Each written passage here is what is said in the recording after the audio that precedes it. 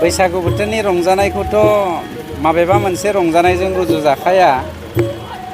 दा गुबै खोन्थाया जादों जोंनि समाजाव देग्लायनि बैसागु फालिनाया बर' समाजावहाय आंनि नोजोराव आं दा 50 बोसोरनिख्रुइ बांसिन जाबाय बैसोआ। आंनि मोनदांनायाव देग्लायनि बैसागुआ बयनिख्रुइबो साबसिन हामसिन जादों।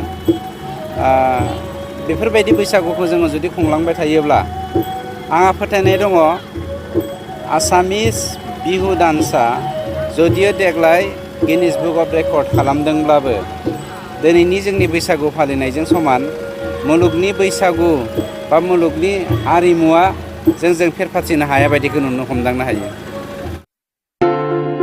मोनसे गोनांथार फोसावनाय। बे खौराङा नोंथांनि थाखाय गोनांथि जागोन। गोनांथि खौराङा बेनोदि चिरांनि काजलगाव SBI ब्रान्चनि नांजाबनाय रोंगौथि गोनां डक्टर सुमिक देबजों लोगोसे माखासे डक्टर मोननो हानाय गंसे मोजां देहा फाहामग्रा SD क्लिनिक दङ।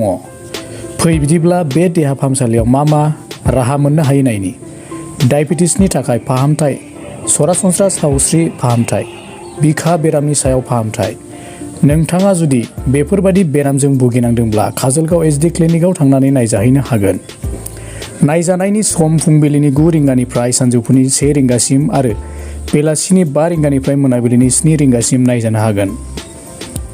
नोंथाङा सुलाद लानो थाखाय 7002293924 9954687336 जानबुं नम्बराव सुलाद ला।